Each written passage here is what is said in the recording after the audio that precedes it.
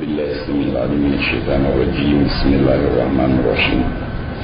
وصلى الله على سيدنا ونبينا وحبيب قلوبنا وشفيع ذنوبنا أبي القاسم محمد وعلى آله الطيبين الطاهرين المنتجبين سما صاحب الزمان أرواحنا الغفلة. إن شاء الله نكمل سورة طه daga aya 116 wa idh qulna lil mala'ikati isjudu.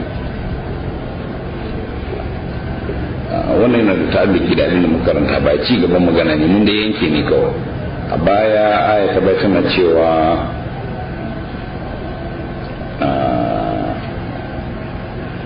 karka yi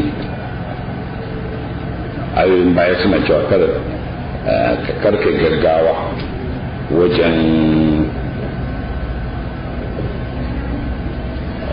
karatun alkur'ani tun kafin a gama maka wahayinsa. ka ce Allah ƙara min ilmi.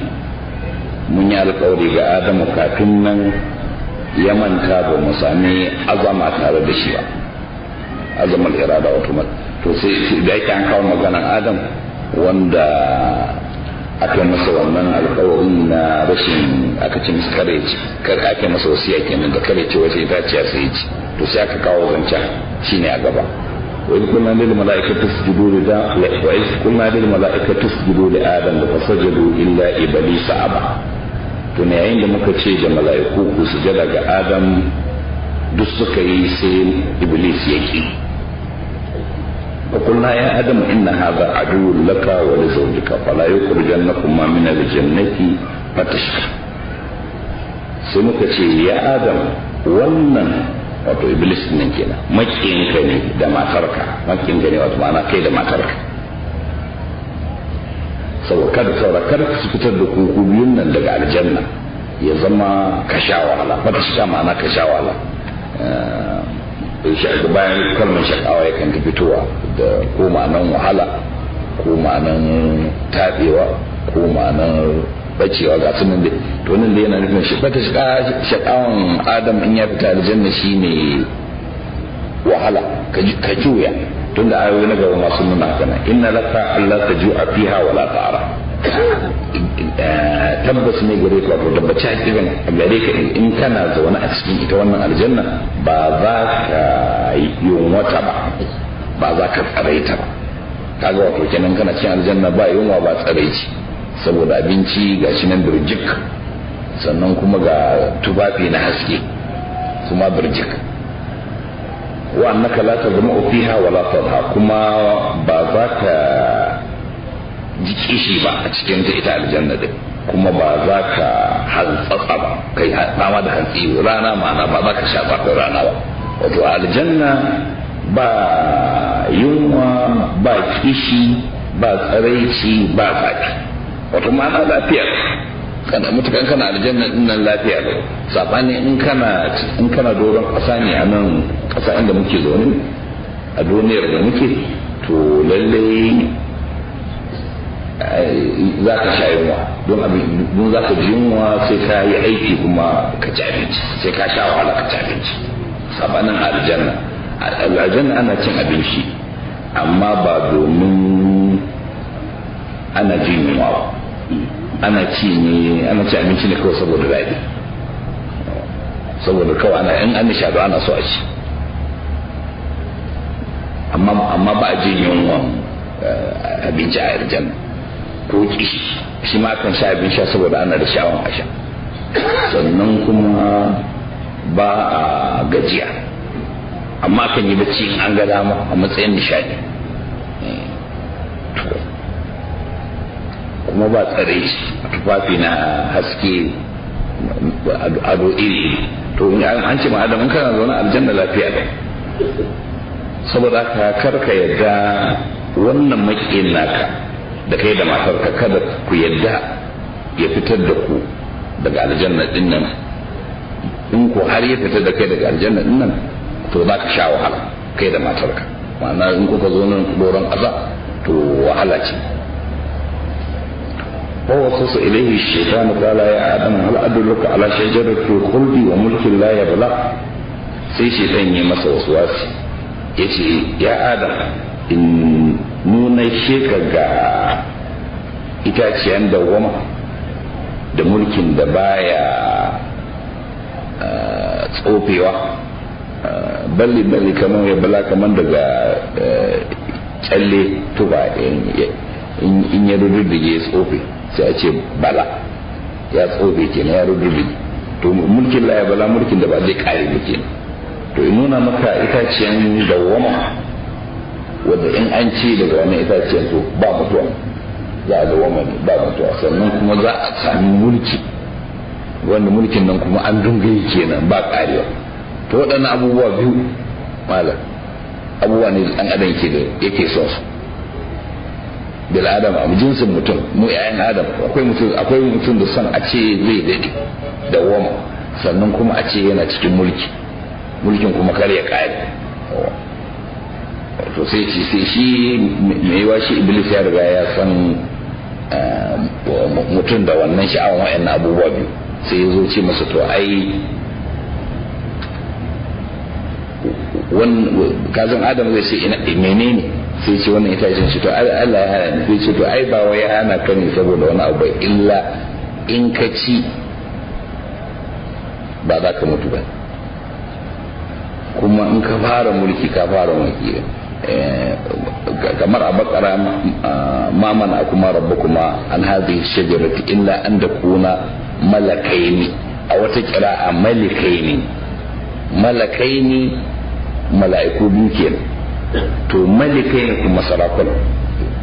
to kaga wannan ala mulkin la yabla malikaini din yayi daidai, tunda kaga aini illa an takuna malikaini sai yana gudun karsu zama sarakuna za ku yi sarauta, au takuna min al-khalidin ko kuma ku zama dawwammu. kaga wancan haka aka faɗa, sai masu da yawan kira'o'i ana cewa malakaini ne, wato to in ma haka nan ne mala'ika bai mutuwa ko ki da khuludi din, don mala'iku in an yi su shikenan ba su kan mutu bane, sai ranar sai dai karshen sa'a kuma lokacin da Allah bai dauki randun mai rai a lokacin ne su ma har da mala'iku da a dauki ransu. amma ba ka ba su mala'iku ba haihuwa da mutuwa baya zai ki musu, ana halittar su ne kuma za su rayu har zuwa lokacin da Allah ya so dauka rayukan kowa da kowa sana dauki ransu. to in ma haka nan ne ya ci mishi malakai ne da unwanin malakai ne yana nufin mulki da woma da mulki guda biyu, domin an ce auta kona mina salidin, to kaga malakai ne ya fi kama da malaki da ala ya nan a can malakai ne akan ce ko malakai, to anan mulki sosai ce ba mala'ikanci ba, mulki yawa. to sai adam ya ji sha'awa cewa to tun da shi ma haka ne, to bari a ce ashe ma in yi ci ba zai mutu ba kenan, ashe kuma idan kuma ya fara sarauta ya fara kenan. a cikin kisosi wannan ne na karanta wani akwai wani littafi da ake cin bani ba na ganin littafi bane, amma an yanko daga ciki ne wai kitabul mu'ammari, littafin masu shekaru da yawa. akwai wasu da yansu sun shekara 500, wani sun shekara 300, 400, 200 da kan shai haka masu shekaru ma shirin da su kafin su mutu. to akwai wa'yansu da aka yi labarukan su haka nan tarihin su wani mu'ammari ne aka yi littafin da daɗewa ci kitabul mu'ammari ne littafin masu shekaru da yawa. to akwai wani wanda aka ce ya yi tsawon rai a zamanin jahiliya kafin bayyana annabi, har kuma ya raski bayyana annabi har ya musulunta, amma ce shi ne aka tura ya rusa gunkin Zulkulais. to sannan kuma ya wanzu har kusan duk sahabbai suka kare shi yana da rai. to a kisansa ya nuna cewa an ce akwai wani ruwa ne wanda in mutum sha kan daɗe bai mutu ba. to sai suka yi akai gungu jama'a da yawa lokacin yana yaro karami har da mahaifinsa da duk suka tattabi za su ji suna neman su sha ruwa. to suka yi tafiya mai nisa suka dawo ba su dai ga ruwan. to shi kenan to amma lokacin da ake tafiyan nan ya ce ainihin wadiri wani lokaci ko ya ji tsugunawa ne sai ya kama hanya ɗin shiga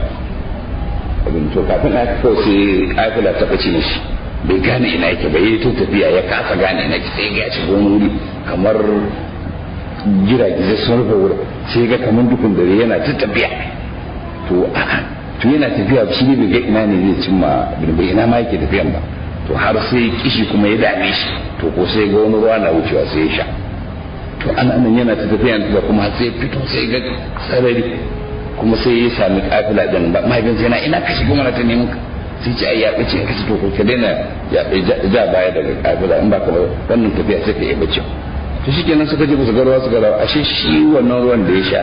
ashe shi ne amma shi bai san shi ne ba ya dai sha ruwa saboda haka sai duk wanda suka tafiya nan iyayensu suka mutu tsawoyin suka mutu kanninsa suka mutu ana nan har iyayensa ma duk suka mutu har jikoki ma an shi akwai lokacin jikansa ya tsufa tukufu sai ya masa jagora su je kasuwa sai ce tashi mu tafi gida ya ce ma jikansa tashi mu tafi gida alhali jikan sun mutane a kasuwa su ce kai uban naka ne kake masa sai ce a jika na ne kuma ya ce jikan ka sai tsoho ya ce wallahi shi haifi ubana ashe shi ya sha wannan ruwan ne to kaga wato abin da nisa da shi shine kaga inda aka yi yanzu da za a ce akwai wannan ruwan a China ya ka gani malam ko a gaba da China ya ka gani in ka zaka ga mutane da za a yi gungu ana so a je a sha wannan ruwan don a dade ba mutu ba to dan adam yana da son ya dade jiwa idan zaka shi wannan ruwan yana nan a wani wuri inda wa'annan sun ji labarin sa ne suka je ba su sha ba to shi kenan da wannan kamar ina wannan abin da ta ya tana da ni da wannan kisan shine yadda da labarin ruwa wanda akan sha a dare ba mutu ba kowa sai ji ban za a ce wanda ba za a mutu ba sam ya ka gani malam to shi Adam sai aka ce masa wannan dan itacen in ya ci to ba zai mutu ba sama kuma ba kawai ba zai mutu bane kuma zai da wani a sarauta mulkin da ba zai kare ba to fa aka lamina wa badal lahum ma sawatuhuma wa tubqa yakhsani alayhima min warqil janna wa sara adam rabbahu faqala sai suka ci su biyu shi da matarsa Hawwa daga wannan itaciya sai tsarecin sai bayyana musu sawata a cikin arabin bayanin sau'a daga su ne domin abin a so shine abin da kan bata mutum rai saboda mutumin shi ba zai so al'auran su ta bayyana ba daga nan sai aka sa kayan ma al'aura suna cewa abin da ake kunyan a bayyana yawa sai shi kenan dai muka ce tsare ce halarta ya wadata wato sai tsarecin sai bayyana masu sai suka shiga lulluɓa kawo kansu daga ganyayyakin aljanna suna yanzu sai suka gaba su bai riga kuma sai kuma suka shiga neman ganye suna sai roci al'auransu wa qarab adam rabbuhu bagawa adam ya saba wa ubangijinsa na cewa kada ce wannan itaciya kuma ya bace hanyar da inda ita ya bi da komai ya yi daidai masa daidai da bai zo nan duniya ya ci uban wuya wajen yin noma da farauta da kiwo da saƙa da sassaƙa da niƙa da daka da gasunan da gini da ire-iren wayannan ba alhali a can duk ba wayannan to shi ne ma'anan gawa ɗin sun mace ta ba ku rabu ko fita ba alaihi wa ba sannan ubangijinsa ya zaɓe shi bayan ya nuna zama ya kuma karɓi tubansa sannan kuma ya nuna masa irin hanyar da nan gaba yanzu wato kada ka kuskura ka yarda a yi maka irshadi ga abu ka zo ka ƙi bin irshadi na mun sha bayanin saban adam yadda malamai suka yi bayanin sa akan cewa lalle adam ba ya aikata haramun ne ba ma ya aikata makaruhi ba ko jiya ne wannan bayanin sa cewa wannan umarni ne irshadi umarni irshadi shine a ce maka kai kaza ko kar kai kaza wanda yake wannan abin in ka yi shi wanda aka ce kai zaka amfanu in kuma baka yi shi ba za ka fito ta wata hanya, amma ba hanyar da maula yake ce maka wajibi ka yi ba, ko ma musabi ko kuma haramun ka bari ko makaruhi ba. wannan kuma irin suna da yawa a rayuwa yau da kullum, wanda zaka ga an saka kai abu, amma wannan abin irshadi ne. har na bada misali a je da likita ya ce maka kana fama da rashin lafiya, ce kamar kana mura, ya ce kar ka sha ruwan sanyi, in za ka sha ruwa ka sha ruwa adi haka, ba amma kar ka sha na sanyi na firiji. to saboda ya san wannan zai ƙara haɓaka ciwo din, za ka ƙaru, muran zai ƙaru. to idan ka sha ruwan sanyi din saboda kana jin kishi, kuma ka ga lalle kai ka saba da ruwan sanyi ke kashe maka kishi, in ka sha mara sanyi ba zai kashe maka, sai ka sha mai sanyi din. to sai muran maimakon ta warke da wuri sai ta ƙara kwana ɗaya ko biyu, ko kuma ta ƙara zafi. to ba ka wahala ba. to amma tambaya, a wannan shan ruwan da kai ka aikata haram, za a rubuta maka zunubi? ka aikata makaruhi? shar'an ba makaruhi bane, ba haramun bane. saboda ka wannan umumi ne irshadi, kamar cewa kada ya ci sashen nan ba a wani haram bane. amma duk da haka in dai mutum ya ƙi bin umarni ko da irshadi ne, to zai ga sakamakon abin da adam ya yi shi ne aka sauko da shi doron ƙasa, wanda da ya yi zamansa a aljanna da ya zauna cikin hutu. to amma tambaya ita ce, wannan yana nufin kenan da adam bai ci wannan itaciyan ba da biyu mana aljanna? amsa da can ainihin kafin ai adamu ma sai da Allah ta'ala ya ce da mala'iku inni ja'ilun fil ardi khalifa. ashe kaga dama adamu za a kawo shi ne, amma temporary aka ce zana aljanna. to da babin ya ce ta ce ba da zaman tamburaren bai kare nan da nan ba, da ya dan tsitsau ko ba lura ba, amma dai fi ma labar da dai sai ya zo nan. saboda ka kaga wannan kenan, wato kenan kaga wahalan da iblis ya ja mashi shine ya rage masa wannan jin daɗin da ya dan huta kafin ya zo nan, sai ya zo da wuri. qala bitamin hajmi'a, ya ce ku sauka daga gare ta gaba ɗayanku, wato gaba ɗayanku. yanzu kaga da can nan idan aka ce nan kamar da ce ba'dukum bi ba'din abu, yau wato kaga wannan tasniya din na ba'din, wucen da tasniyan baya yana maganan kamar inda ya ce fala ya harjannakuma, kada ya fitar da ku biyu kai da matar ka kenan. to amma nan ihbita, to tasniya ne ba na kai da matarka ba kuma kai da iblis ba, jinsi kai iblis da naka jinsi, kai kuma adam da naka jinsi, ku sauka duka, sai suka zama su biyu, jinsi biyu. kamar yadda ce ba abukum da ba'din ado, sashin ku ga sashi makiyi, ku zama makiyin juna, wato sashin adam da sashin iblis ku zama makiyin juna. yanzu tun da haka nan yanzu ku je ku zauna a doron ƙasa duk cikin ku. shi yasa ma ce jami'a, ko da ke da ya kasance ce jami'an, wato saboda in an lura kowanne gungu ne. wannan tasniyan ba na mutum biyu bane, yawa na gungu biyu ne, ba abukun libadan ado, gungun adam da ire-iren adam, gungun iblis da ire-iren iblis, ko ba da wato su wa'annan sassa guda biyu,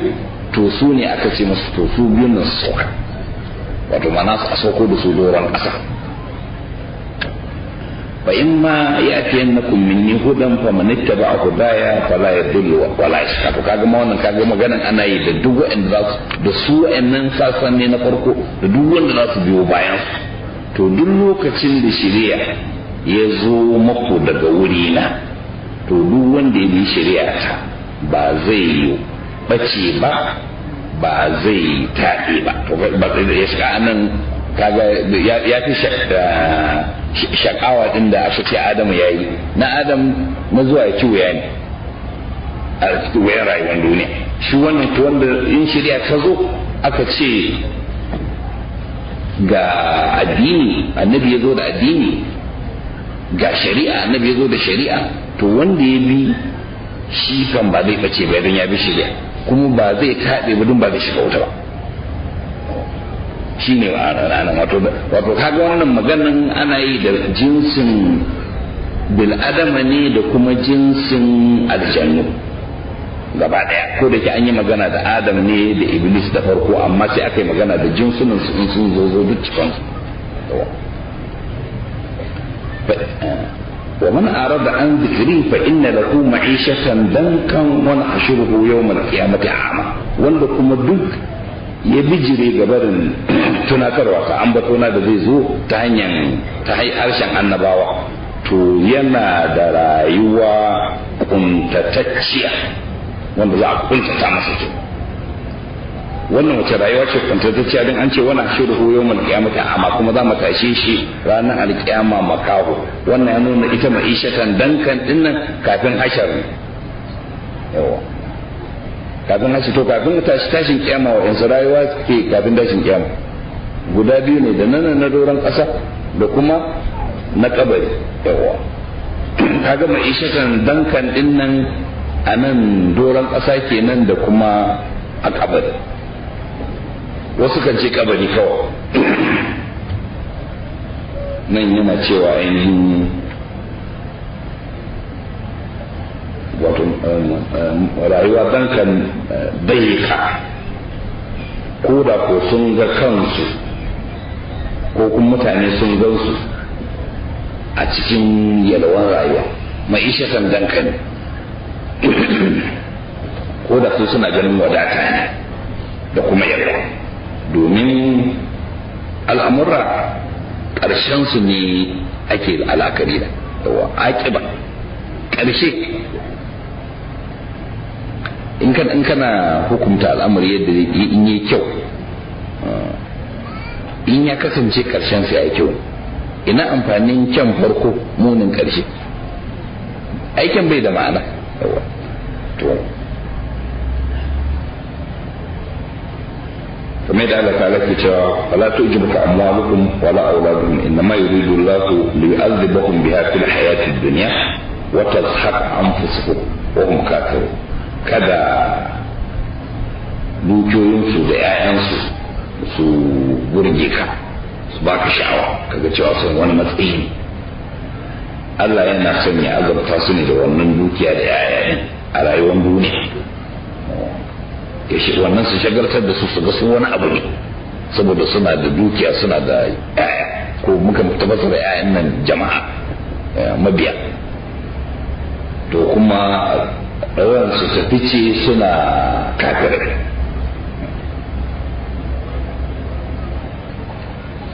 nan kuma kama a cikin najin gaba ga imam ya ce ma qalan nasu li shay'in duba lahu illa wa qad khaba lahu daharu yawm masir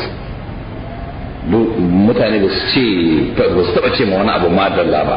sai zamani ya zo ya koma mummunan abu zamani ya zo kan shi kuma yan nemi shi a rasa da abin da suka ce madalla da shi zai ga wata wani kuma ana tsirin da shi inda abin duniya ne yawa abin duniya kenan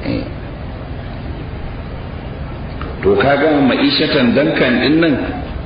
a rayuwar duniya ko da mutum yana da wadata ne ma'ishatan dankan ne ballan sana akwai masu fassarar ma'ishatan dankan da cewa azaban kabari wato zai tuya a kabari tun da an ce kuma za a taso shi wani shiru yawon kiyamata amma kuma taso shi gobe kiyama makaho domin shi a nan a duniya bai ga gaskiya ba saboda haka sai ya taso a gobe kiyama ba ya ganin ba wala Allah makaho a nan batacce kenan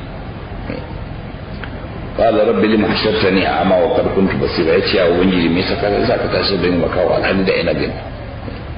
wato da al'amura na lafiya lau yanzu kuma na shiga cikin wannan hali qala kadhalika atatka ayatuna fa nasitaha wa kadhalika al-yawma tunsa Allah ta'ala sai ce da shi haka nan ayoyinmu suka zo muka kamanta da su to haka nan kai ma yau za a manta da kai wato kamar lokacin da shirya ya zo ka bi to shi wannan shi ne jaza'inka shine an manta da kai, ka manta ayan Allah, Allah ya manta da kai. wa kadhalika najzi man asrafa wa lam yu'min bi ayati rabbi, haka nan ko muke sakanta ma duk wanda ya barna bai imani da ayoyin ubangijinsa ba. wala azabul akhirati ashaddu wa abqa, kuma azabul lahira ya fi tsanani, ya fi wanzuwa. To kaga wannan an nuna mana azaban hawa kaga an ce ma'ishatan dankan, kuma yawmul qiyamati a'ama, sannan kuma wala azabul akhirati ashaddu wa abqa. kaga uku kenan. kaga wannan taso shi a amma yaushe ne ranar kiyama, domin ainihin rayuwar mutum daga Allah zuwa Allah mataki 5 ne. akwai matakin farko shine lokacin da aka yi ruhinsa, an yi ruhin mutane, shine Allah ta sanar da mu a cikin suratul a'raf yana cewa ka tuna da yanda ubangijin kai karbi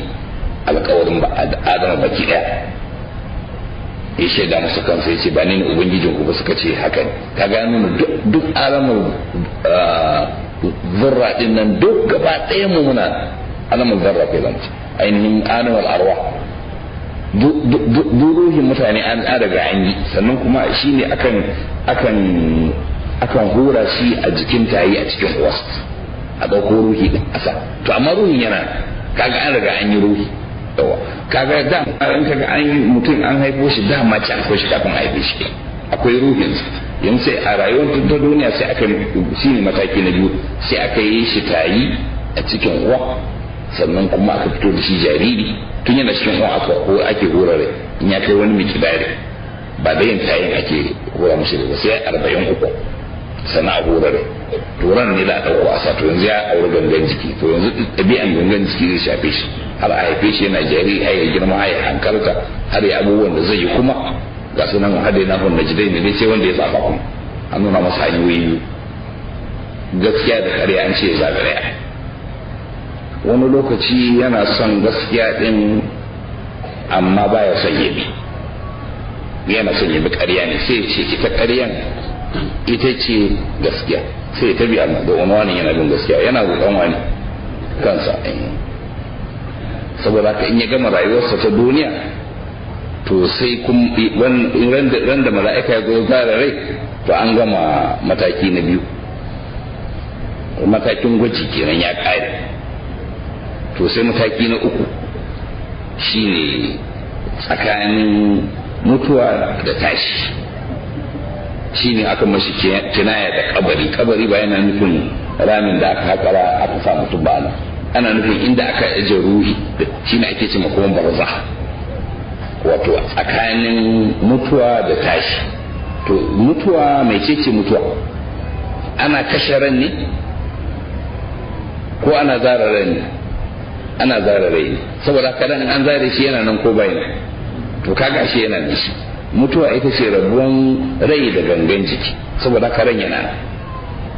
dan aka zara rai inda za a ajara to nan ne barzakh, nan ne kuma kabari na hakika, ba inda aka aje gangan jiki ba. kabarin da muke ce kabari anan shine wanda aka sa gangan jiki, amma inda aka ce aje ruhi ba shine ne barzakh. to shi yana cikin wani hali ne, haka ma'ishatan dankan din nan yana iwa da rayuwar barzakh yake nufi. to sannan kuma sai mataki na 4, shi duk wanda suka mutu tun daga Adam har ya zuwa yanzu suna nan a wannan mataki na 3, kuma mun mutu za mu je wannan mataki na 3 har ya zuwa lokacin da za a yi hurin kaho na halakan kowa da kowa. to kowa sai je wannan barzakh a zauna ba mai rai gaba ɗaya sa har yadda lokacin zamanin da Allah ya ga dama Allah ya tambaya ba wanda zai ansa mishi, ya ce liman ne mulkul yau, yanzu ba mai rai san duk mai rai ya halaka. to a zamanin da Allah ya ga dama ba mai rai ba sama, sannan Allah ta'ala ya tada mala'ika mutuwa ya ce mishi to hura ƙaho, sannan a hura sannan a taso rayuka, to rayukan so su auri gangunan jiki, to sai a taso tashin kyama kenan. yau mai izin ya tabi za'iya la'i wajala, ran da za ta samu illa hamsa wannan makaratun mu na jiya, to rannan ke to mataki na 4 ke an taso daga kabari yanzu kuma za a tattara mutane a hisabi. To shi ma tsawon zamani ne za a yi ana hisabin. shine Allah ta'ala ke cewa fi yawmin kana miqdaruhu 50,000 sanatin mimma ta'ud. In a irin kidayen mu ne nan ne da muke kidaya shekara to shekara 50,000 amma yini guda ne. Shekara 50,000 mutane na tsaye ana hisabi. Ana wasu za a gama hisabin su wuce masu hisabin ya siya, amma waɗansu sai an ya fita wannan tribunal din sai ya je wancan, in an gama wannan tribunal din sai ya je wancan.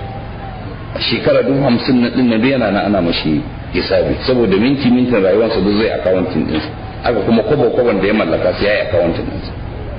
inda ya samu kowane kwabo da inda ya tsara. To kaga shi zai iya daukan dogon shekaru yana fama ana ta faman hisabi. To in an kammala wannan yini shine mataki na 4, to sai matakin karshe shi yasa ake ce mashi akhira karshe. To walal akhiratu ashaddu wa abqa. To shi fa akhira in ka ji an ce akhira to gida biyu ne, imma wuta wa imma aljanna. Gidan aljanna gidan zama ne. Adam ya yi zaman tambarar na wucin gadi, ya ga yadda al'amuran yake, ya san yadda daɗin aljanna take. Shi yasa ma aka ce da aka koro shi zo nan doron ƙasa shekaransa 100 yana kuka na baro aljanna da shekara 100 ciwo yana rosa kuka. Kasan abu ya dame ka, misali za ka kila kai mishi kukan awa 1 ko awa 2 kana kuka kafin ka share hawa. To shi ko shekara 100 kuma har ma yana ta begen komawa inda aka koro shi. To mu kuma yayansa da ba mu sani ba kuma gafara sai muka dauka an zo ne a zauna anan, mun dauka an zo a zauna anan ne a rayu a yi mulki. Wadda kuma da mutum na suna zana kan ne ana rayuwa anan a ji daɗi a yi mulki. To amma mene yana karewa to da ma a ce wannan ya kare wanda ya na baya ya kamata ya zama darasi ga masu zuwa su ma zai kare musu ne ba, amma kuma dai suka rudu. To menene dalili? Man arada an dhikri, wannan Allah ta ce fa in ma ya'tiyannakum minni hudan faman ittaba'a hudaya fala yadillu wala yashqa. Wanda dai bi shari'a shi ba zai kace ba zai gane hanya, yana rayuwar duniya din zai bi hanya daidai wanda za ta koma da shi aljanna din. Kaga yana kai shari'a kenan rayuwarsa duniya wala yashqa, kun ba zai tafi ba gobe kiyama shi bauta, zai je aljanna gidan da aka koro babansa. Baban nasu zai koma can, kaga shi ma sai ya koma. Wanda ko ainihin ya kiya to shi kuma kaga wahala 3 kenan. Mai ishatan danka na ɗaya kenan, sannan kuma na shiru yawmal qiyamati a'ma. Kaga ranar kiyama din yana makawo, yana cikin bagani, yana yau ya aka yi ne shi ba shine abu da yake fama da yake da mukami da sauransu ba. Ya ubangiji mene wannan walakanci kuma da aka shiga ce to ai kai ka ja maka kanka, ayoyi sun zo ka ki sabi. To shine yasa yanzu kuma kaga sakamako. To da ma shi kenan, wala azabul akhirati ashad, azabul lahira kuma yake wuta kenan, ya fi tsanani ga azaban kiyama. Yawmun kana miqdaru 50,000 sana, da azaban kiyama 50,000 sana ne wuta ba iyaka ne, ba 50,000 sana bane, ba 50 miliyon sana bane, ba 50 miliyar bane, ba iyaka ne. Wa abuka shi ne kuma mai wanzuwa, ya fi wanzuwa, ma'ana shi ne mai wanzuwa. أفلم يهد لهم كما أهلكنا قبلكم من القرون يمشون في مساكنهم. yanzu shi bai zama shari'a gare su ba, ya bayyana musu ya zama ishara gare su su ga cewa da yawa mun halaka da karnonin da suka wuce kafin su, kuma suna wuce matsugunansu. inna fi zalika la ayatin li ulil aw innan akwai ayoyi ga masu hankali, masu mabuta hankali za su ga ibra. kuna cikin tafiya za ku wuce wuri, kuna tafiya sai ku wuce kangon gari wanda ake da tarihin garin. Wani gari daula ce ta kafu aka yi mulki ta shekara da shekaru ana shan mulki din, amma yanzu wurin ya zama kango shikenan kamar ba a yi mulkin ba. har ma ka a kangon man ka shiga kangon garin ma duka ga fada ga kangon fada kamar ba a yi su ba. to wannan ga mai hankali kai kuma ko kuma da kuke dora a doron ƙasa to kuma sai ku yi ta zama kuma za ku zama irin wannan ne wata rana sai kangon naku ko kuma shi ne inda mutum yana da hankali ya zai ɗauki darasi cewa to ai wannan bai kamata duniyar nan ta ruɗe ne ba ganin cewa za ta gushe. kun ga waɗannan ta gushe musu ga kangayen garin su muna gani wa'insu an halaka su ne da azaba, wasu kuma halakan yau da kullum ma ya zo musu mutu dai har yanzu ana toro birane na tono birane daban-daban sai ka ga wasu a samu tarihin su wasu ba a samu tarihi ba a ta bincike. ina jin kamar koyan bai kai shekara ɗaya ba ko biyu aka ce an tono wani hamshakin fada a Mongolia ba ma ba san nawa ne ba sai sa to ko ne Genghis Khan ne kila kuma tun kafin shi ne amma dai ba san ko nawa ne kai ka ga mamaki malam wai fada ba san waye ke zauna fada yin lokacin da basara ke yake fada ne ya kaga tun kawo malam yanzu ka ce mushi wata rana ma fadan nan ta kama ba za a san ma waye ke da fadan ba ai sai ya ji a kalle mu kawai za ka kawo masa rashin kunya. ai shi wannan mulki nasu ya gada ne iyaye da kakanni kuma ya bunga mulki kenan har ana da ƙasa shi ya kai ke gani. wannan lokacin saukan wani alkur'ani kai tsaye ana magana da larabawan makka ne, mutane ne ma'abuta fatauci, sukan tashi daga makka su buga su je sha, sukan buga kuma su je yama, sukan buga kuma su ne har indiya. duk laraba suna zuwa fatauci a lokacin su ko hamadan su gagar shiga ne sai su bayan kura sai 'ya'yanta. saboda sauran mutane ba su iya shiga hamada da shi yasa ainihin dauloli ba su iya za su kafa mulki a kansu, amma su sai zama suna sukan buga ba shan ba su ne har ru to akan hanyoyinsu suna wuce kangayen garuruwa, sukan wuce mada'in salih inda aka yi annabi salihu din inda aka aiko da wannan taguwa din gine-ginen suna nan har yanzu azancen nan da muke, saboda sun rika fafe duwatsu suna gini a ciki. ta kofa za ka ga sun mishi kofa da ado mai ban sha'awa har yanzu, don ba na jori mama na ga hotuna yanzu ana ɗaukar hotuna har yanzu za ka zane-zanen kofofin gini suna da ban sha'awa, amma ciki kuma dai sun fafe ne suka yi ɗakunan kwana a ciki. to kuma har da rijiyar da suke shan ruwa wanda wannan taguwar ta kan sha ruwa daga gari daga wannan rijiyar wanda suka yanke taguwar aka halaka su, amma ginin suna kuma suna wuce inda aka halaka mutanen shu'aib, suna kuma wuce inda aka halaka mutanen lut, inda ko ciyawa yanzu ba ya tsorowa kuma ko kwaro ba ya rayuwa wani ba wani abin da ke dare da zai iya rayuwa. to kuma sun buga yaman suka wuce inda aka halaka mutanen saba, wanda har yanzu da insu irin al'amudai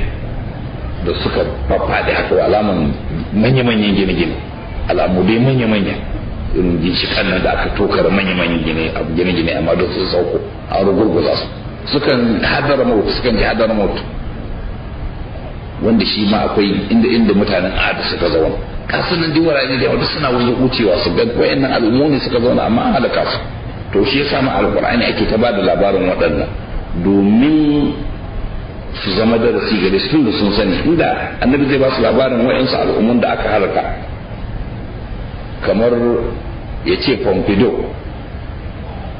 ya ce kun ga yadda aka halaka mutanen Pompidou, to balarabe ma ba ke da fa ba shi da ko kuma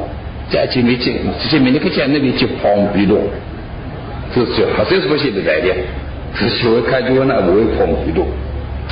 to akwai wasu al'umma da aka gano ba da dadewa ba, sunan gari ne Pompidou din a kasan gari, su ma ainihin an ce suna aikata aiki irin na mutanen annabi Lutu, to su ma an halaka su nau'in harkar da aka yi musu kamar an ɗauko wani tsauni ne aka ɗaga shi sama aka maishe shi kamar wani kwalta aka narko shi ya rufe su.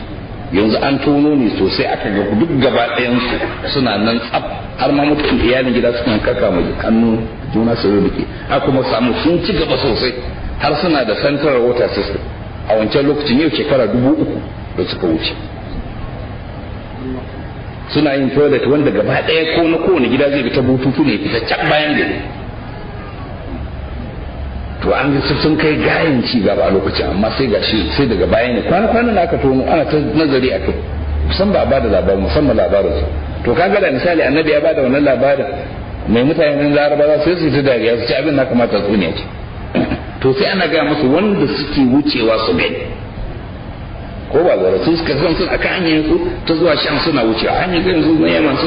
suna wucewa, hanyoyin su suna da sauki ake ta ba su bayani. Shi yasa kaji ana tambayi mai maganan Ad da Samud da mutanen Shu'aib da mutanen Lut, saboda suna wucewa wurare sun sani ba za ba su ana musu tatsuniya ba. Amma mutanen da aka halaka suna da yawa, to wasu kuma zaka ga ba halakan azaba wanda ta zo musu sun wuce sun wuce wuri suka ga koma ya zama hamada, wata ba a san ma mutum ya zauna ba sai a gano ashe da gari, amma wucewa suka yi. To kaga to wannan bai shaka ishara ba kai mazaunin doron kasa, Allah ka gane cewa na'am ba mu ce maka ba a rayuwa a duniya ba, amma duniyan tana da kima, ya kamata ka kimanta rayuwa, tana da kima, me kimanta? Domin gaskiyar magana ita ce lalle rayuwar duniyan nan ta fi muhimmanci da hadari fiye da kowane daga cikin matakin farko an riga an yi ka a ruhi, ba ka da zaɓi, ba ka da komi, kana jiran a sa maka gangan jiki a gwada. An sa maka gangan jiki yanzu ana gwada ka, da zaran gwaji ya kare an gama. In ka mutu ba za ka yi istighfari a karba ba za ka yi sallah a karba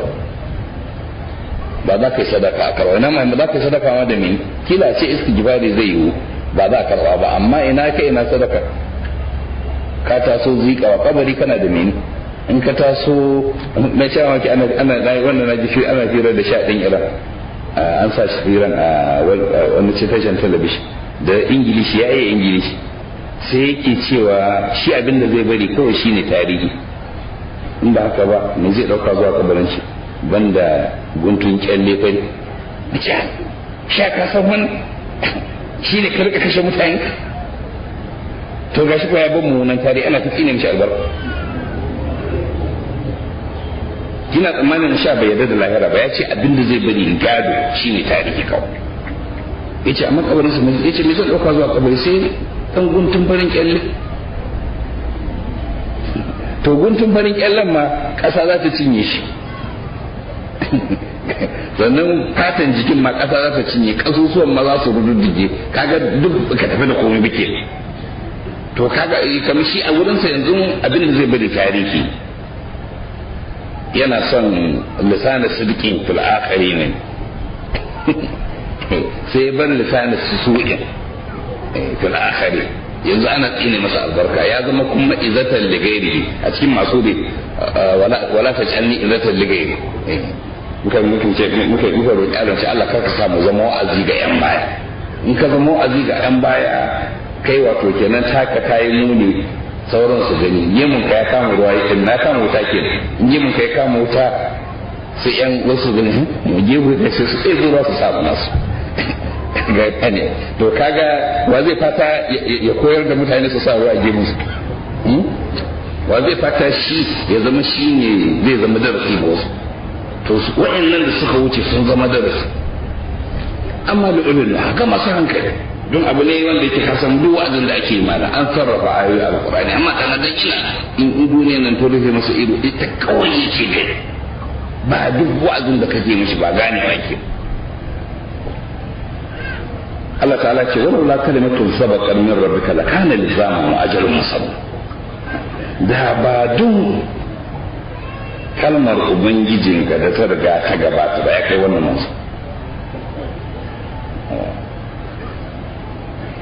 menene kalmar ubangijinka wadda ta riga ta gabata? Ya riga ya shirya cewa zai kawo ku duniya ne ya iso muku da shirya, ku bi ya yafe muku zunubanku. In kun ki a yi ta muku da'awa ko kuwa hankalta ku gano cewa in fa kuka mutu an gama, a yi ta muku wa'azin, a yi ta muku wa'azin har in kuka inda kuma har ajalin ku ya zo ku mutu, sannan kuma an zo kiyama ya zama ranar sakamako ke. Wannan ita ce kalmar Allah da ta riga ta gabata cewa nan aiki gobe hisabi, gobe hisabi ba aiki, nan aiki ba hisabi, gobe hisabi ba aiki. Wannan ita ce kalmar, ya riga ya zartar haka ba aiki. Da ya shirye cewa a nan za a yi azaba da kayan amma a yi maka lakana da zama, kawai da mai ake jira da wanda ya saba kawai fiyam. Shi yasa su kuma mutane ba su gane da wannan ba, sai su ga cato a in haka ne me yasa ina saban Allah sarka ba ta zo daga sama ta zargi ne. Inda mutum yana saba mala sai ji kace shan ka washa aga riya ai sarka ko sham sai aga jani yana ada ji ce to shi ya maka kon da kowa ne sai ta kansa. Ya ka gani mal kaga kowa sai ta kansa kenan, yanzu nan sai azaba tana zuwa ne da kai ai maka. To haka Allah yake yi. To ya ga shi da cewa a nan ne aiki ba hisabi, gobe kuma hisabi ba aiki. To kana son ya juya ne ya rubas ya ce nan hisabi, to gobe ne za a aiki? In an maka hisabi a nan gobe mai za a maka kuma ranar hisabi mai za a maka? To haka ne. Na wani lokaci akan ɗan zunguri mutane azabal aduna dole da azabal akbar la'allahum yarji'un, akan ɗan zungure su ko sa hankalta. Shi yasa aka halaka wasu al'ummu, zunguri ne don ya su zama ishara ga wasu. To da ba don wannan ba zance ba nan ya ce yad'ukum la yaghfira lakum min dhunubikum wa yu'akhirukum ila ajalin musamma. Qul ma ayyuka wanda ke annabi cewa qul ma ya'ba'u bikum rabbi la du'a'ukum faqad kadzabtum fa sawfa yakunu lisama. Kaga wannan lisam din ya zo da kan lisam fa sawfa yakunu lisama dai. Qul ma ya'ba'u bikum rabbi la du'a'ukum ku da ba don du'a'ukum da yawan san cewa ku dun kuna addu'a. Kafirai na addu'a ne Allah ya ce wa kadzabtum ko da kun kareta du'a'ukum anan ba addu'a yake ne, kira yake ne. An saurara muku ne kawai domin ana kiran ku ne ko kwato ba, don akwai yiwuwar mutum ya tuba matukan bai mutu ba, matukan bai mutu ba. Iblis ne kawai aka riga aka yanke masa tun kafin ma ya zo duniya, shi a riga an yanke masa ya san makoma an gama. Amma sauran mutane akwai wanda aka yanke masa har Abi Lahabin ba yanke masa hukunci kafin ya mutu, domin masu fasara sa tabbata ya da Abi Lahabin wa tab in lam yatub wa tabba in lam yatub. Bayan ta ba yanzu da a ce Abu Lahab ya tuba da aya ta sauka ta nuna cewa laqad taballahu ala Abi Lahab, to bai tuba ba. Wato matukar ba Allah ta'ala ba zai yanke maka uzuri ba, matukan bai zo karshe ba, yana ana kiran ka ana kira ana ta lallashin ka ana tunuma maka in ba ka mutu ba shikenan ba, to shikenan har sai lokacin da aka zo za a dauki rai, to kuma ba to ba a daidai wannan lokaci an gama. In idon ka ya bude ka ga mala'iku to an gama a daidai wannan lokacin. Ko ka ce astaghfirullah kai banza, kai irin na Fir'auna da ya gaba zai haɗe ya fara kiran Abu sai ya musulunta. To amma wannan lokacin da ya kamata ya musulunta bai musulunta ba sai daidai wannan lokacin, saboda haka sai ba a karɓi musuluncin nasa ba, saboda ba lokacin karɓan musulunci ba ne, ya riga ya kwaci. To kada ya zama ka jira sai wannan lokaci, domin lokacin da aka zo ɗauka da ya riga an gaba an ɗauke takalifi, daga nan kuma shi kenan an gaba. To shine wannan lakana da zaman da ya zama wato tabbas lazim la mahalata, da kawai sai a yi musu azab da, amma dai yana zuwa aiko lakana an rufe abinda kana din ma'ana kana ma za al-iqab al-adab lakana al-adab lazim laziman ma'ana. da ba don kalmar ubangijin ka ta gabata cewa ana kiran ku ne ko za ku tuba ba to da ainihin azaban taso amma za ta zo wa ajalin musamma da kuma ajali wanda ke yankaki ya riga na islam halatta lokaci ya riga da ba shi yasa kawai kagan ana za a jinkirta an lokacin ya zo akan jinkirta ne ba a jinkirtawa kamar yadda ba za a gaggauta ba فاصبر على ما يقولون وسبح بحمد ربك قبل طلوع الشمس وقبل غروبها ومن آناء الليل فسبح وأطراف النهار لعلك ترضى ka daure ya kai wannan manzo dangane da abubuwan bijiri wannan da suke kana ta kiransu suna ta bijirewa daure ne kuma kai tasbihi da godiya ga ubangijinka kafin kullowar alfijir kafin bullowar rana aka ce kafin bullowar rana kai binci kafin bullowar rana da kuma kafin faduwanta da kuma a tsatsakin dare da kuma gefen yini domin ko ka sami yardan Allah ma'ana wannan kamar yannan wannan ayan aqimi salata da duluki shamsi idza ga fakin lailul qur'an al-fajr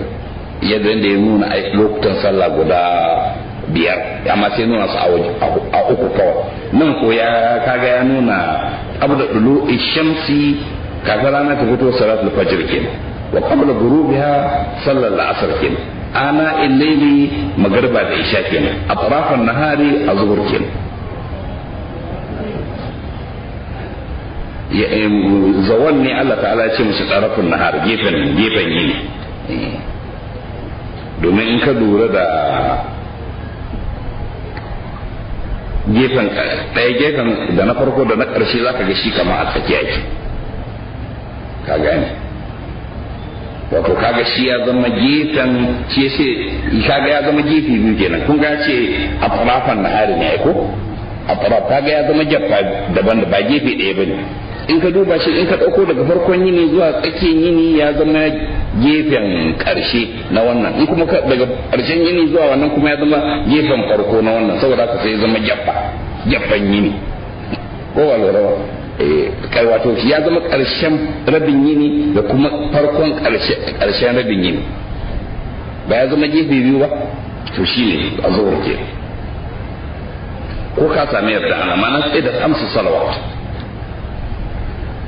wato dore kai sallah ma'ana wannan abubuwan da suke faɗa kyale su kawai ba su bir alama kyale su bijire wanda suke suna ta maganganu za su wannan ana ta masu ishara ina kai dai dore da ba don Allah ta'ala ya riga ya zartar da cewa nan ne gidan aiki gobe gidan hisabi ba da ba don kuma ya riga ya zartar cewa zai ba mutum dama a kira shi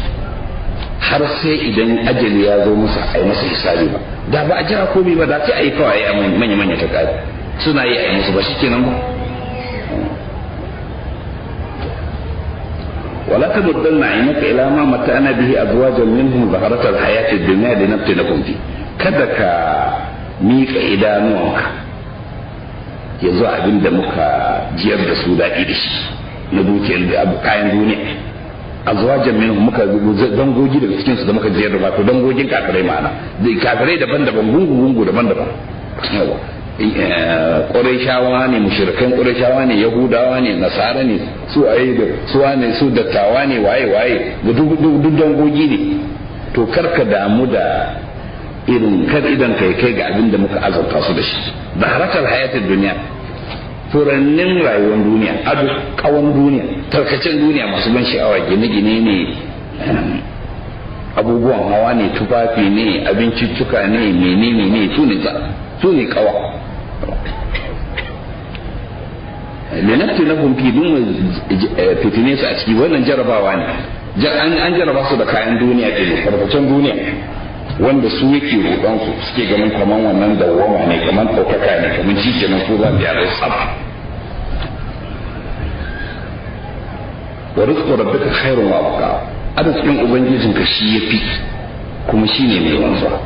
shi wannan mai wucewa ne ko da sun rike mukamai sun yi arziki sun menene ko ana nan sai menene sai tarihi ya wuce to na Allah fa zai dawwama ko da daidai yake da nasu in ya dawo ai kaga yafi to ballantana fa daidai yake da nasu ya wuce nan khairun abuka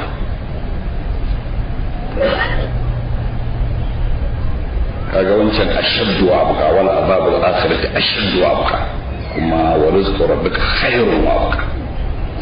wa amur ahlaka bis salati wastabir alaiha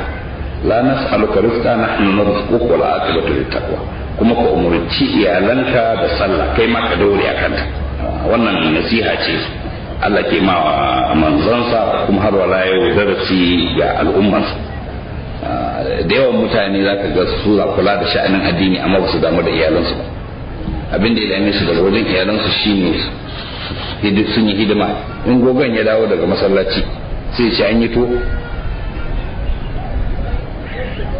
kawai shi ne yake sallah ba ruwan shi da ta yi sallah ba ta yi sallah ba ko in ka ji rigima tsakanin miji da mata akan waɗansu abubuwa na abin duniya ba ka ji ya ce ba ka kula da sallah ba ruwan shi da ta yi sallah ko ba ta yi sam bai dame shi in ka ji ana wata rigima sau nawa kai gida ana rigima akan sallah rigima na akan kawo a kotu masu rigiman aure miji da mata kakan ji ba ta sallah yana ta fama da ita ta tashi da wai ballantana kuma ce ita matar ta tashe shi kamar yadda hadisi ya zo mutum ya tashi ba a watsa mashi ruwa a ce uwar gida malam ta watsa mashi ruwa ai ba sai ce masa ba saki uku ba uku sau uku da yayi in ka ji rikici ba akan sallah ba to ka umarci iyalanka da sallah domin ba kai kar ka kama hanyar kai tafarkin tsira kai kadai ina tsira ba tare da iyalanka ba iyalanka anan ya hada da matarka da 'ya'yanka da wanda al'amuran suke hannunka duk iyalanka ne to umurce da sallah kai ma ka daure aka masa da ka daure kai ta sallah din la nas'aluka rizqa ba mu tambayan ka wani arziki wato ma'ana ba mu dora maka wato kuma abin da kuce kar ka dauka cewa sallan nan za ta hana ka arzikinka ma'ana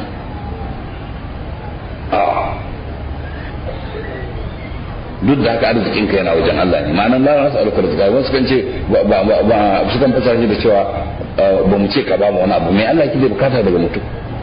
ba mu tambaye ka dangane da al'amarin arzikinka ba arzikinka na Allah ne ga ma shi ce na hannun rizquk mu ne masu azurta ka za mu azurta ka da lada mai yawa da sakamakon aiki kaɗan wala aqibatu littaqwa karshe kuma na masu takawa ne ba na masu sako bane wato kamar ana da lallashin annabi na yana ce kai yanzu dai kawai da kai da iyalanka kawai ku ta sallah ku kuma ta da abin da wannan suke aikatawa da abin da suke cewa ba ku ba wani abu kowa ne zai game da abin da yake aikatawa ne kowa ne zai game da sakamakon aikinsa wa qalu laula ya'tina bi ayatin min rabbih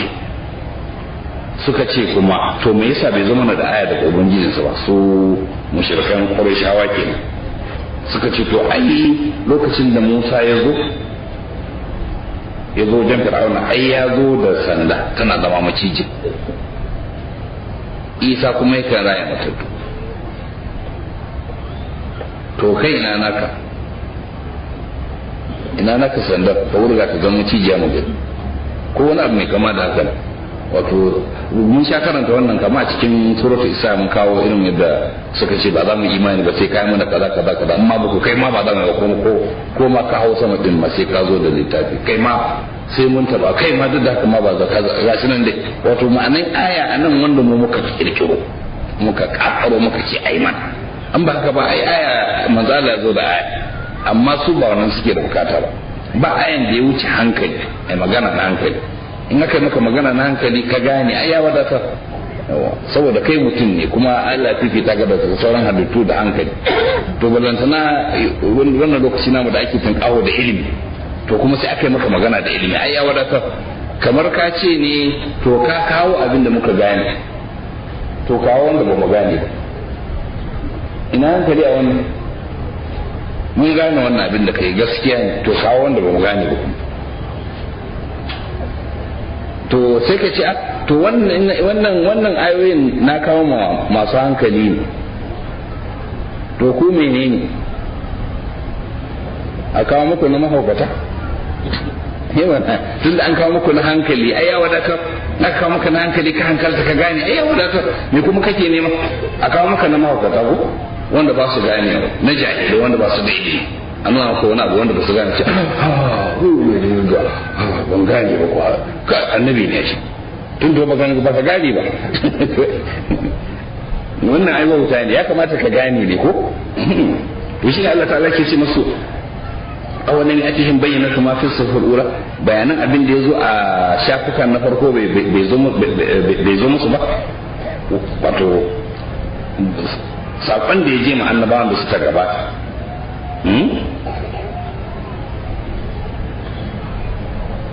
to ai an ba su labarin kunji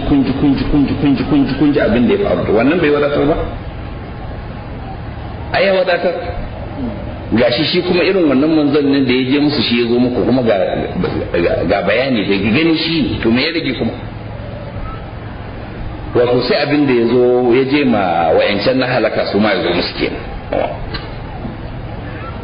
ولو أن أهلكناهم بعذاب من قبله لقالوا ربنا لولا أرسلت إلينا رسولا فنتبع آياتك من قبل أن نذل ونخزى da a ce mun halaka su da azaba tun kafin shi wannan alqur'ani kenan ko wannan sako da aka aiko ka da shi ko shi wannan manzo da a ce kafin zuwan wannan manzo sai Allah ta'ala ya kan masu da azaba me za su ce za su ce ubangiji mu me yasa ba kai kuma da manzo ba mu bi ayoyinka tun kafin ainihin mu kaskanta mu kunyata, ai da ka aiko da annabi ya mana bayani da kawai sai azaba ta zo aka ce ai ba ku ta tabbata sai da ba mu sani ba ba ku bi hanyar Allah ba, ai ta aka musa hanyar Allah ba in ba haka za su ce to sai aka aiko annabi yana bayanin hanyar Allah sai suka ce kun ba ku suke so, to sai me suke jira yanzu azaban ta zo da hujja kenan ko yawa kul kullu mutarabbisun fatarabbasu kace da su to kowane mai jira ne saboda ka ku jira ka san wannan narko ne ko ku jira ka san ko ainihin jiran nan ne in karshen jiran mai zai faru lazim din za ta to ku jira ka ce kowa mai jira ne ka ce da su ya koma zan suka kare ta wannan alkurani ya kwana manzo ka ce da su mahala ku saurara za ku sani fasa ta'alamuna man ashabi sirati sawi wa man ihtada, za ku san wane ne wanda suke ma'abota tafarki madaidaici kuma su wane ne suka bi shirya, za ku sani yawa an ku jira ana nan za ku san waye akan gaskiya, wato ma'ana tsakanin mu da ba ka san ko ranar wannan sani din ya ka gani mal za ku musu bi shirya ranar na lokaci ya wuce ku to shi bayan gargadi ya rage mu mutum ku sallallahu alaihi muhammad wa alihi tahirin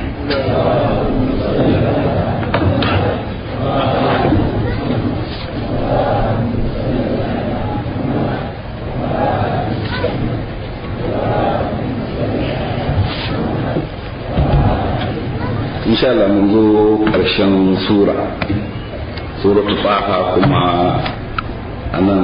za mu jingine karatun kulle yawmin na watan Ramadan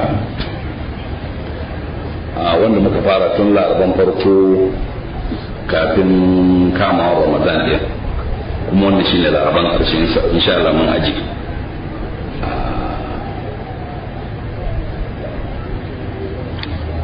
a farkon Ramadan na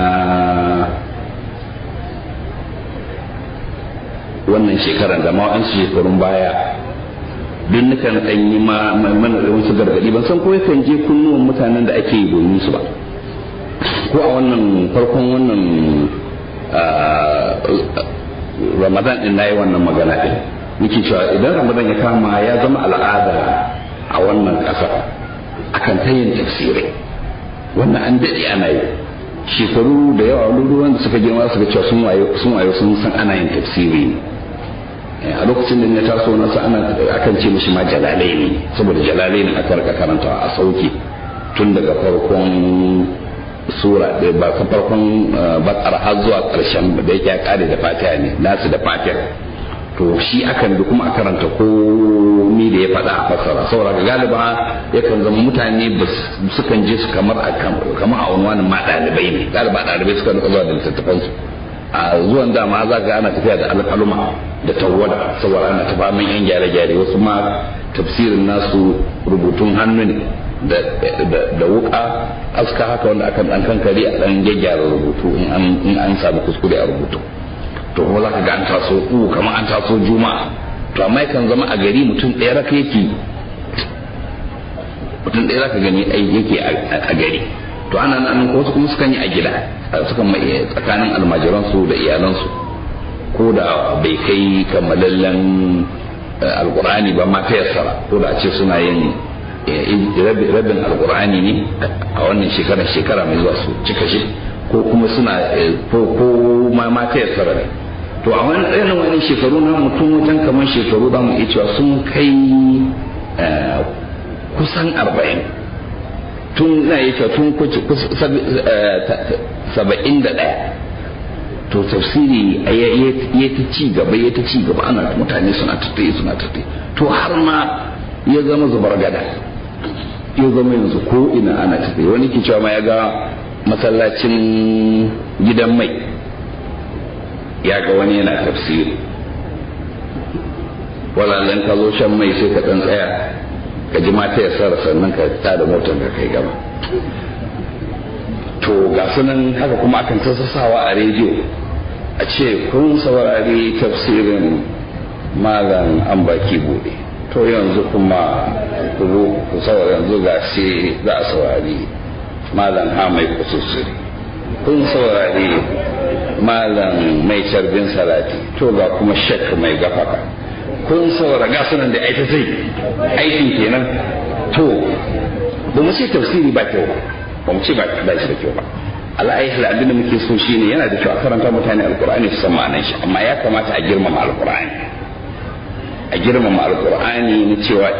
a rika fassara alkur'ani ne ta yadda zai amfani masu ji babu laifi da fassara shi da abin da ya shafi rayuwarsu yanzu in har mutum ya fahimci abin da yake fassarawa don su ga alkur'anin da su yake magana to amma idan mutum yana da wani ra'ayi la'alla ra'ayinsa na siyasa ne ko wani ra'ayinsa ne na wani abin nan to ya kamata ya girmama alkur'ani bai kamata in yana da ra'ayi ya zama sai a kawo aya sai faɗi ra'ayi ya kamata ya ce ina da lakca da zan muku ranar lahadi mai zuwa a haɗu a assembly wuri kada zan gaya muku ra'ayoyi ne na siyasa to mutane sai su zo sai su saurare su sai ta masu bayanin ra'ayin sa na siyasa masu goyon bayan su ce kai daidai wanda ba su goyi ba wannan siyasa ta ka ba mu yadda ba to kaga ba alqur'ani ne ake ce ra'ayinka ne kake bai amma ana karanta alqur'ani a jami'i kai kuma ka fassara ra'ayinka kawai wannan ainihin rashin ganin girman alqur'ani to har ma ta bayyana a sarari cewa mahukumta dinnan suna da sha'awa dangane da irin abubuwan da ake faɗa har suna sawa a faɗa don haka ne ma tafsirin bana hususa sai ya zama ya bambanta da sauran tafsiri sai ya zama hasatan tun farko har zuwa ƙarshe wasu bambami suke yi akan maudu'i fara ɗaya rak wanda yake nufin su dama an shirya za a yi wannan ne haka nan kuma sai aka rika wa'insu lakcoci da tarurruka da sauransu duk akan wannan har da wasu karatuttuka ma banda tafsiri din duk shi ma akan wannan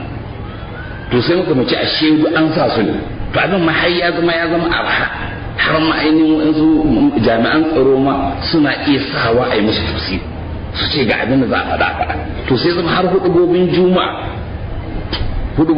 da suka faɗo a ramadana din nan duk abin da maudu'in da aka ce a yi magana akai wanda aka sa su duk abu ɗaya suke ta magana kai shine suna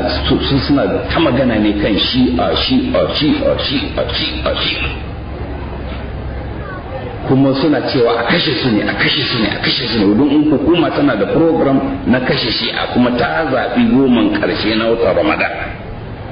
lokacin a wata mai tsarki a kuma rana kwanakin da suka da tsarki din lokacin da ake matukan bukatar mutum ya koma ga Allah da neman gafara don ya fita wannan Ramadan lafiya a daidai wannan lokacin su suka yi aniyan a daidai wannan lokacin za su shekar da jini ne sun gama shirin su tsammanin su wannan duk bambamin nan da ake yi shikenan ya shiga ya zauna. To akwai wani abu guda mun san duk ko an yi wa'azi wani lokaci mutane ba suna ji bane amma dai haƙƙin su ne mu ga musu wata ran sa gane cewa abin da muka ga musu daidai ne cewa ba yana nufin idan mutane suna faɗar magana wai yana shiga zukatan mutane ba na mu gane kana iya sawa a rediyo a ta magana amma ba yana nufin mutane yana shiga zukatan su ne su yadda haka nan ne ba.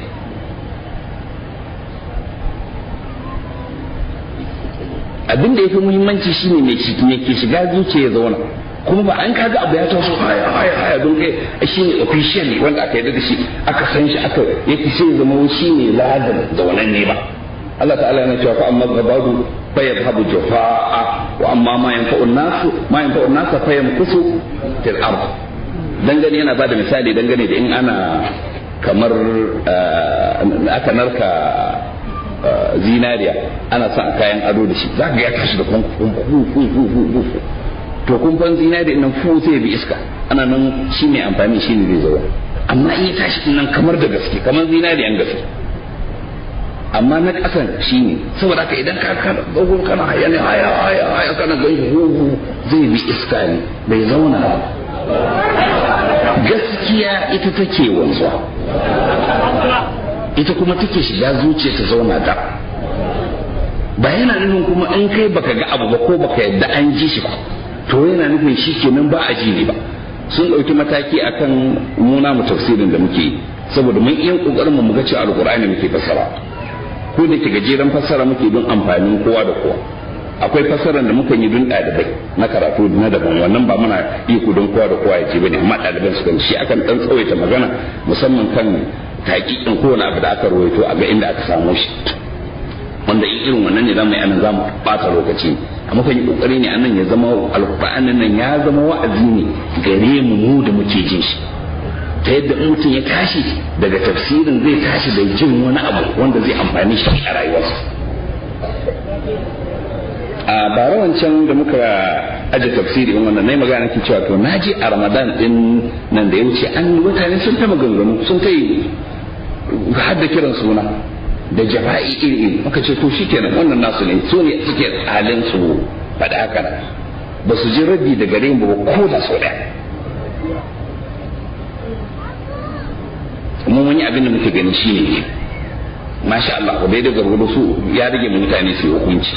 To sai mu ce ko yana da kuke tsammanin in kun faɗi magana tana shiga ne in kun ba a ji ba ta shiga sun ce kuna roƙon kanku domin su mutane sun sa abin da zai amfane su. Mutum yi ji wani lokacin muke irin tafsirin da muke hatta kiristoci suna tsawaro kuma suna amfana. Na ji an ce ma ko wani kirista ma hatta da mutane ke sa ana ji yana cewa shi wannan yana gwama Old Testament da New Testament inda yake bayani tsohon alƙawari da sabon alƙawari. Kuma suka rika saurari da aka rika sawa a talabishin a Kaduna awa 1.5 wasu har gidajen kallon kwallo in lokacin tafsirin ya ce su ce a fasa kallon kwallo a sa tafsirin an gama a sa kwallo. To bana sai hukumomi suka ɗauki mataki ba za a sa namu ba duk suka doddoɗe daga wanda za su ce mana ai ba lokaci wannan sai wanda aka je ma aka yi musu barazana aka ce an fara sa aka ce su bai a tsammanin su in ba a ji ba a ji sai mu ce muku to in kuna iya hana rediyo da talabishin alhali kuma suna mana sharri suna cewa wai muna zagin sahabbai to tun da zagin sahabbai muke su zagin sahabbai muke kuma zagin sahabbai ba kyau mu miya gune to a bari a ji mu abin da muke yi mana mene na hanawa kaga sai mutum ya ce a kaji su ko dama an gaya mana ko kaji a bari su ji lahir mana menene za a sa in suna bambame suna ta anto mana ashar mu kuma ba mu musu raddi muna faɗin abin da alkur'ani ke kuma a ce kar ma a ji nan to sai ce to wannan abin da kuke kuna ruban kanku ne domin kuwa kasantuwan rediyo bai sa da talabijin bai sa ba hanyar ba a ji dama ba akalan ba muna yi don rediyo da talabijin su ba ba rama da su a nan gidan talabijin suka zo da kansu kaso suna za su dauka na ce ni gaskiya saboda irin kwama calan tafsirin da ake nan ba na son a sa nawa a cikin jerin kwama calan sai suka ce kuma na aikowa da ra'ayi wani zai so jina kai sun ce to kana da gaskiya saboda haka sai ni ce su tattauna da yan uwa na Kaduna suka yi itifaki suka fara yi a bara amma ba domin wani na bana ma wasu ma sun zo yan gidan rediyo sun zo suna da fatan malam zai sa tafsirin sa rediyon shi gaskiya ba na son tafsiri na shiga jerin kwama cala din amma wasu ɗan uwa a wani wurare sun sassa da masu a shekarun baya suna sawa a wani wurare na Kaduna ne kawai suka ɗauki wannan mataki don a sauran garuruwa inda suke sawa sun saba suna sawa a Ramadan ko ba a Ramadan akwai wuraren da aka sa a rediyo wani local FM wani kuma television wani kuma abin nan wani rediyon jiha duk sun sassa to amma ni na da wani abu ban san ko zai ci mashi rauni ne a nawa bangaren bakwai ne hatta lakca in ina yi ba na yi don wani ji a kasat ba ni kuma tunanin wani zai ji na kasat ko wani zai gani a talabishin ina yi da wanda suke gabana ne ban san ko ni na kasa in yi magana don wani ya ji ko don wani ya gani in wanda suke gabana da su nake magana sauran mutane kuma ta yana iya su ci amma na san wani lokaci wasu kan ji amma ban yi ba ina yi domin kasar bane dama ainihin wasu kan yi masu mutum ya zauna shi kadai ba tare da kowa ba yana ta bambumi a cikin shi daga bidiyo makarbon ana dauka a nada a sa ce to kun saurari tafsirin wani shekka wani alhali shi je su dudu ne ya zauna shi kadai ya musu baraka to zan ce muku to in dai in kun dauka ma kasat ne da su kuna dauka kai sauraro a talabishin shine dai ana yado sai mu ce to ai yanzu akwai kasusuwa akwai TV akwai bidiyo suna ta circulated sai ku hana wannan zan juyin jihadi da aka yi na Iran a lokacin ba irin imam kuma ba ta ba shi rediyon Iran ya magana sam sha bai taɓa bashi rediyo ba ko ya bashi jarida bil hakan ma sharri aka yi ta masa har ma wani sharrin da aka yi aka rubuta a wasu jarida ake cewa ittala'at ita ta harzuka mutane sanadin suka taso sosai saboda ya an rubuta wani sharri aka ce a rubuta a jarida a ce dangane da shi Imam Khomeini hankalin mutane ya tashi saboda haka lokacin yana gudun hijira a Paris magana yakan yi da ɗalibai in bayan an yi sallah in yi magana din sai su dauka a tabar koda irin karamin nan mai juyawa wanda yanzu ba a yayin shi sai su je su buga waya irin wayan da wanda ba a yayin su gingira ne su ce wani ne ya shagara ne ya kafa ma ya to sai matsa masa kasa shi kuma sai matsa can yana tafi to sannan a shiga ya dawa ta kai masu jami'an tsaro na bai gida in sun ga mutum da kasar din Imam Khomeini kashe su suke amma ya kasar din sai yaduwa yake to ballantana yanzu ga sidodi ga intanet ga jaridu ga wa'ina ina ku ina hanawa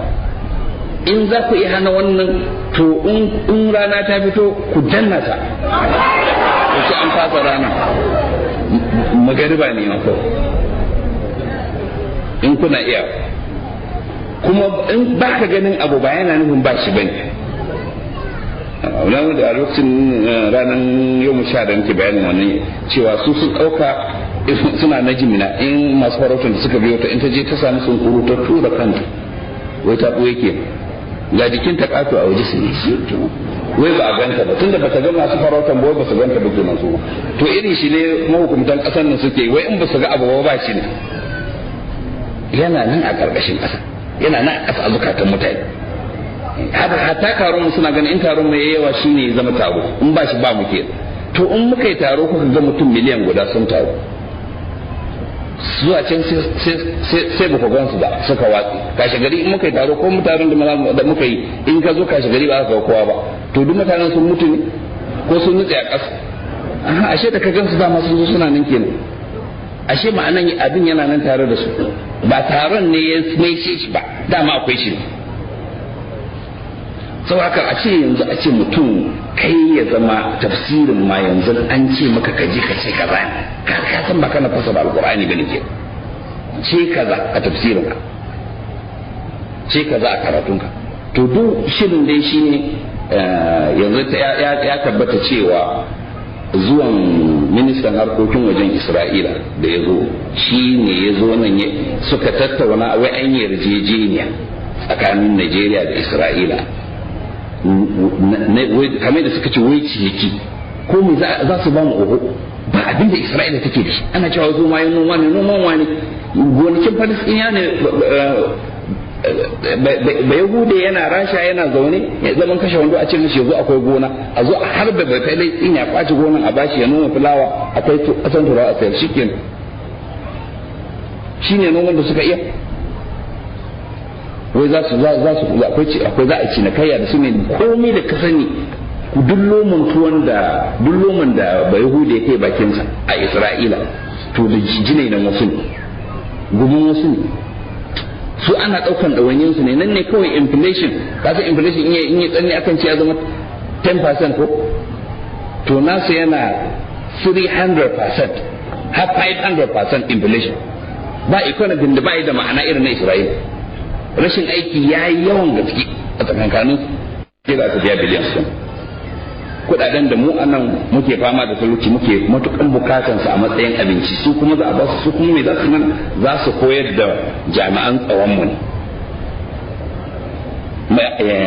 a yadda za a magance ta'addanci.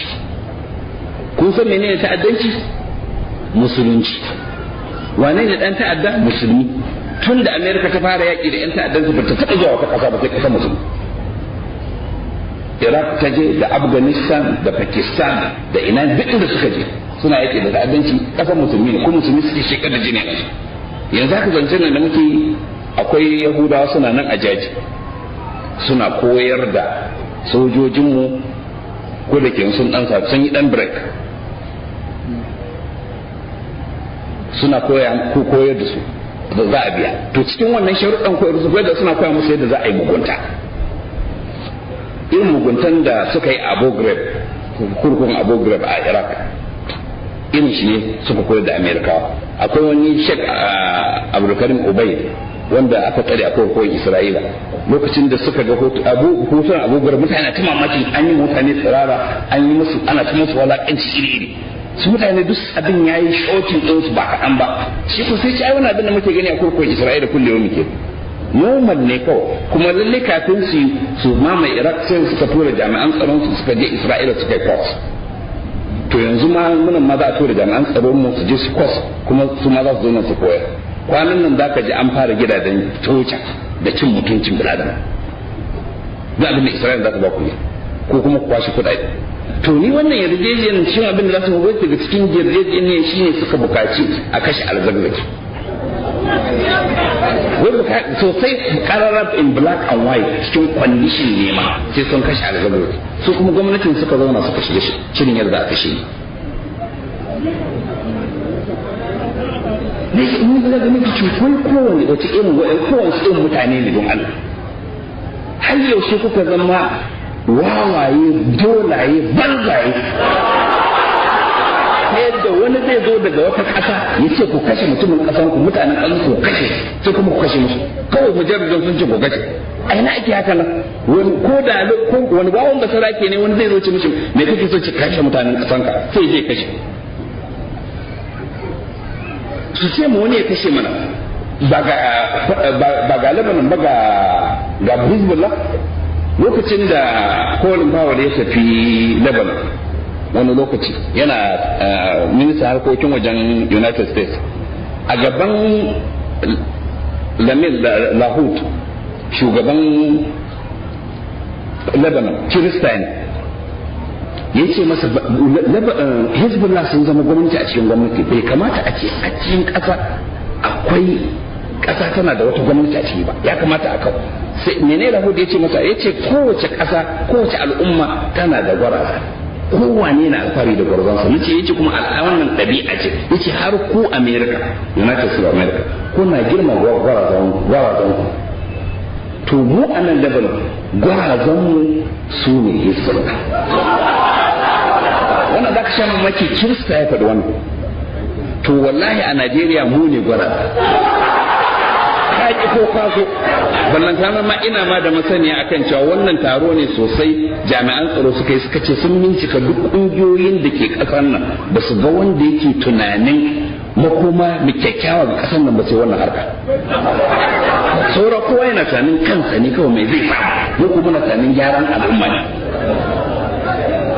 wai wani ya zo daga wani wuri ya ce maka to kashe su wai kai kuma za ka yi wai sada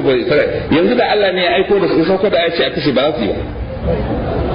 kaga shi Isra'ila ne ubangijinsu to su Yahudawa don ku sani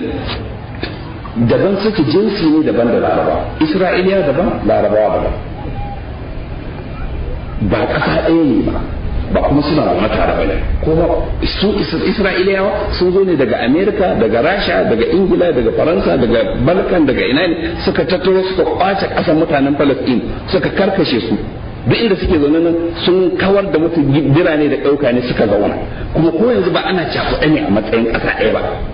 ga unguwan ne ga sashen wa'ancan tsakanin su ma da bari a haddana katanga ba abin da ya haɗa su to yau sama da shekara 70 suna kashe Falasɗinawa har yanzu Falasɗinawa nan kuma har yanzu suna gwagwarmaya sun kashe Izzuddin Qassam sun kai gami da Mizan a tarihi wanda suka kashe yawan gaske yanzu kuma kwana nan sun kashe Sheikh Ahmad Yasin sun kashe Dr. Abdul Aziz Rantifi sun kashe Yasir Arafat amma har yanzu ana nan ana komawa har yanzu kuma ba su da tabbacin cewa Isra'ila za ta yanzu kuma tabbas ko sun ji ko sun zo Palestine za ta yanzu to su kenan da suka kwashe shekara 70 suna kisa ba su iya musu bai shi za su ce muku ku kace wasu a kasan ku ko ku dauka ba shi kenan nan ya kai ku ce musu in kisa magani ne ku kashe Falastinawa kuma ku tuna ba abin da ya hada da Yahude da Isra'ili da Balarabe dan Falastini ba tare suke ba shi ya zo daga Amerika ne ko daga Rasha in wahala ta wahala ya koma Rasha ɗinsa ko Amerika ku kuwa da kuka yi mitin kuka yadda a zo a yi bombin gida na san an yi mitin din na san waɗanda suka yi mitin din na san inda kowa ya zauna na san abin da kuma kowa ya ce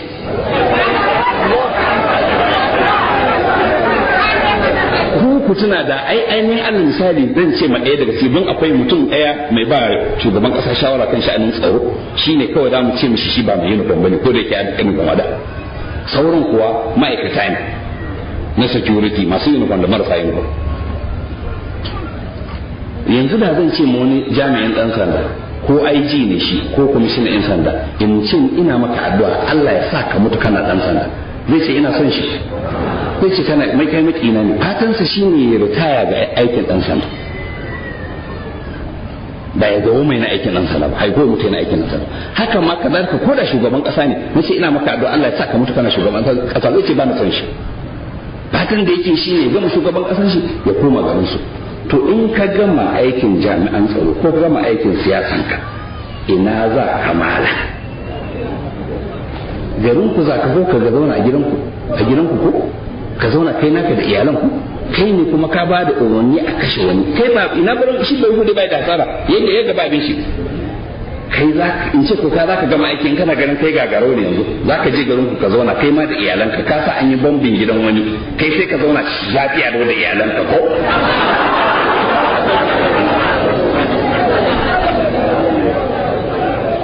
ko kuma kana tsammanin wani yaro zai ganka ya ce wannan shi ya kashe ubana ku zauna lafiya makwabcin kai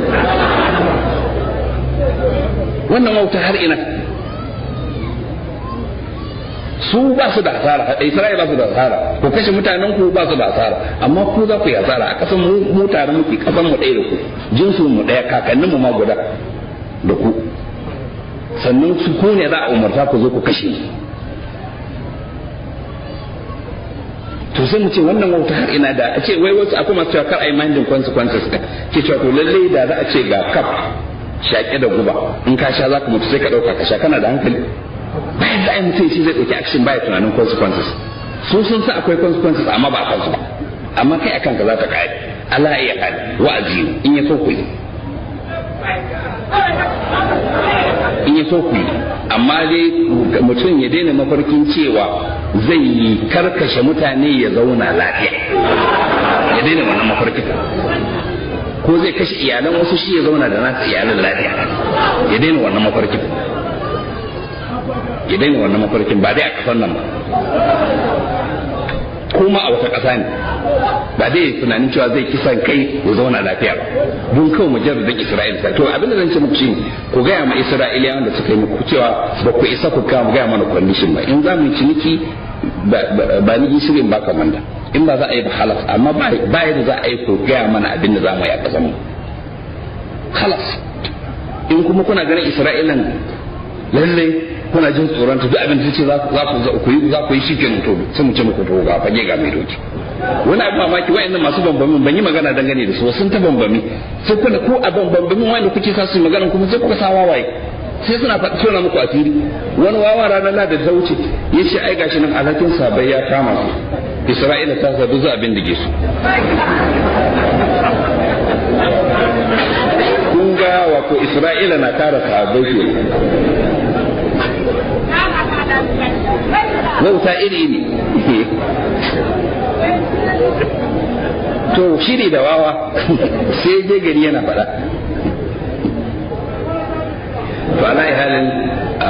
wannan da lokaci da na ɗan kawo saƙon da nakan kawo ƙarshen Ramadan a gurguje zan ce Ramadan makaranta ce ta takawa. Fakam da ta kama mutane har masu cinikin fasikanci duk sukan bari a koma da ibada. To ya kamata in Ramadan ya kare ka miƙe a yadda kake ne, ba ka koma ruwa